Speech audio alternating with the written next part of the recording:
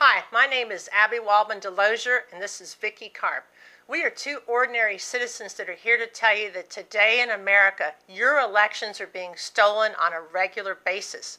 Here we are overseas fighting for democracy when in fact in America we do not have safe elections because of electronic voting fraud. Over the last 4 years, we have been compiling documents and talking to election experts around the country. Through our studies, we decided to co-edit a book. It's titled Hacked: High-Tech Election Theft in America, 11 Experts Expose the Truth. The only reason we're mentioning our book is to qualify ourselves as experts. Right now, Congress is fast-tracking a bill. It's titled H.R. 811 through Congress. We're going to let you know in the next couple of minutes the evidence and reasons why we believe this bill has to be stopped, and we need your help to do it. This Rush-Holt bill, H.R. 811, which is being shoved through the House of Representatives right now, and is calling something that is not a ballot. It's actually a paper trail. And what that bill would call for is adding a printer to an electronic voting machine so that you, the voter, could theoretically verify that the way you cast your vote matches up with the paper. So all that this bill will do is give voters a false sense of confidence and make them think their vote's counting if they in fact verify and it does match. They'll think, well, okay, everything's fine. While in reality, their vote can be cast a different way and they will never know. We're here to tell you today because nobody's talking about it. Unfortunately, progressive groups like Move On, Common Cause, Truth Out, Working Assets are sending out blanket email blasts telling you to support H.R. 811. These well-meaning groups who do fantastic work, we support the work of all these groups.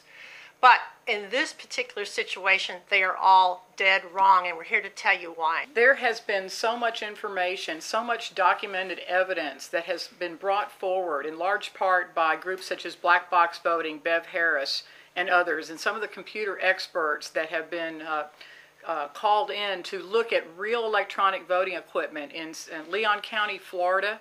A couple of years ago, the Black Box Voting hacking team was brought in there to examine optical scan counters that are used to count paper ballots.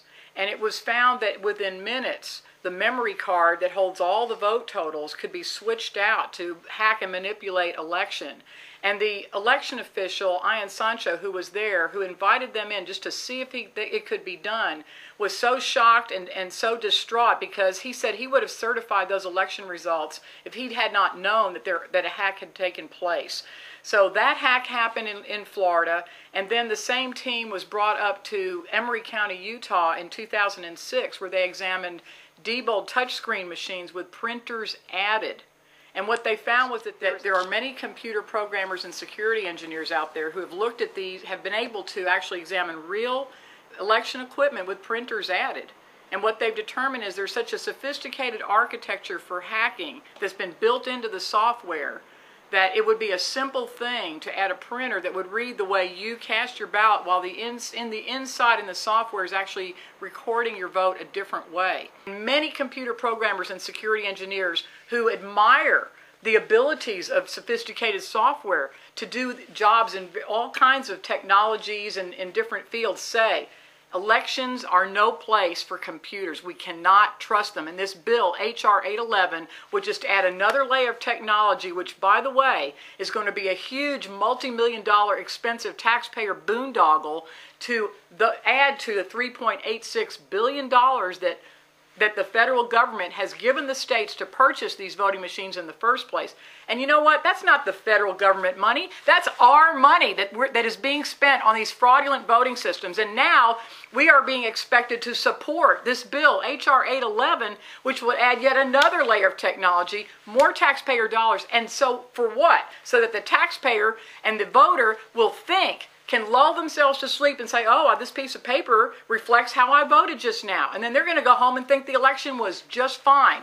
Well, that's not the case. The election is not just fine. When Congress is pushing this printer solution, as they call it, which we know is not a solution, they say, well, it's better to have paper so you could do a recount, if it wasn't a presidential race, for example, a recount or an audit. What most people are not aware of is that in March of this year, 2007, 2 election workers from Ohio were sentenced to 18 months in prison for rigging the recount in the Ohio presidential election in 2004. The only problem was that was March of 2007 when they're sentenced to jail. Now, we're being told, oh, don't worry, it didn't affect the presidential race. Ohio was the pivotal state in the presidential race in 2004.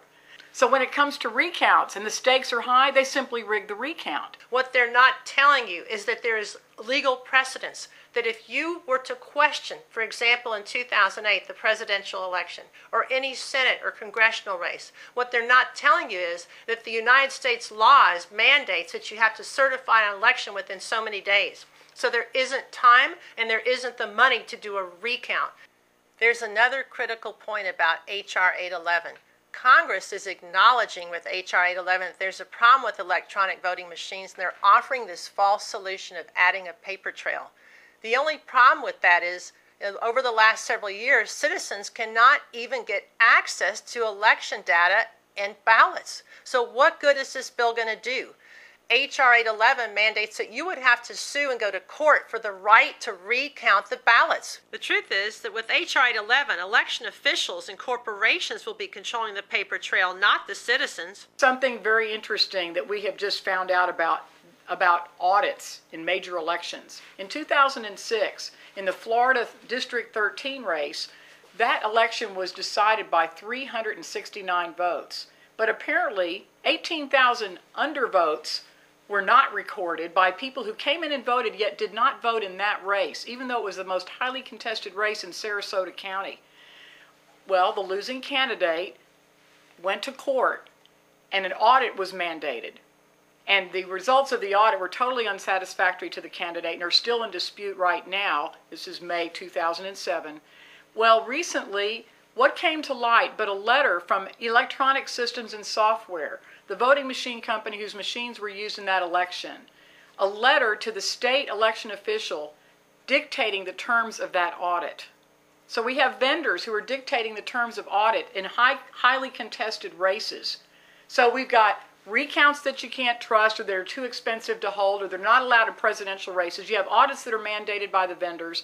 The problem is you can't count on recounts. You can't count on audits. We have to get it right on election night. We have to go back to hand-counted paper ballots with the citizen oversight, with citizens monitoring, with video cameras on the ballot box, with totals posted at the precinct level. I have a friend who has been an election judge for 35 years. She has told me over all these years, for over 100 years, we have hand-counted paper ballots at the precinct level. People during the day, election judges, multiple teams, are hand counting, and they are easily finished by the end of the day. You go in and hand sign in a sheet of paper so that we know how many people voted, and until every vote has been accounted for at the precinct level, the election judge doesn't leave. But what my friend has often shared with me is that they never really had problems. They were easily able to count as many as 700 to 1,100 people that came in a heavy turnout. And then they got their results turned in. They were posted at the precinct level, and the citizens knew and were running our own elections. This is called democracy, folks. H.R. 811 is a terrible idea, and it is fast-tracked right now for passage. And we are asking you to help. We are reminding you that if you are a citizen who loves your country, who supports any political candidate of any party, who supports any political issue, if you're interested in whether our country is going to remain free, whether you are going to remain a free citizen of the United States of America, please go to congress.org. Find out who your senators and representatives are. Call them and email them on a daily basis and start tracking H.R. 811. It's time for all of us to stand up for our country. It's time for all of us to take our elections back. Nobody else is going to do it for us.